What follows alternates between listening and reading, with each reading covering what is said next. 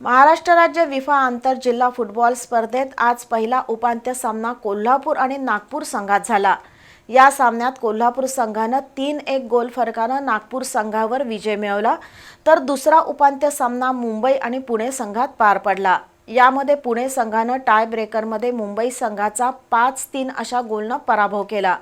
शनिवारी दुपारी छत्रपती शाहू स्टेडियमवर कोल्हापूर आणि पुणे संघात अंतिम सामना रंगणार आहे।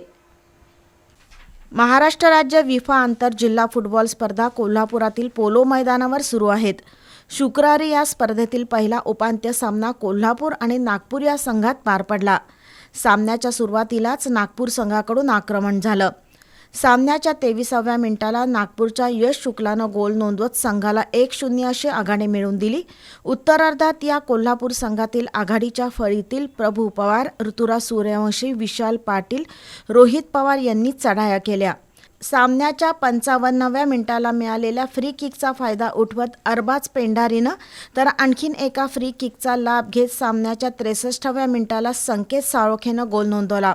दरम्यान सामन्याच्या 90व्या मिनिटाला करण चव्हार बंद्रेनं गोल नोंदवत कोल्हापूर संघाला 3-1 अशा गोलनं विजयी केलं। हा संघ स्पर्धेच्या अंतिम फेरीत पोहोचला। या स्पर्धेतील दुसरा उपांत्य सामना मुंबई आणि पुणे संघात झाला। सामन्याच्या 53व्या मिनिटाला मुंबईच्या मोहम्मद अन्सारीनं गोल नोंदवला। पुणे संघावरील या गोलची परतफेड 68व्या मिनिटाला प्रतीक साबळेनं केली। सामन्याच्या संपूर्ण वेळेत 1-1 अशा गोलची बरोबरी झाल्यानं हा सामना टाय ब्रेकरवर खेळवण्यात आला। यामध्ये पुणे संघातील खेळाडूंनी 5 गोलची तर मुंबईकडून 3 गोलची नोंद झाली।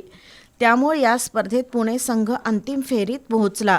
शनिवारी छत्रपती शाहू स्टेडियमवर कोल्हापूर आणि पुणे संघात अंतिम सामना रंगणार आहे।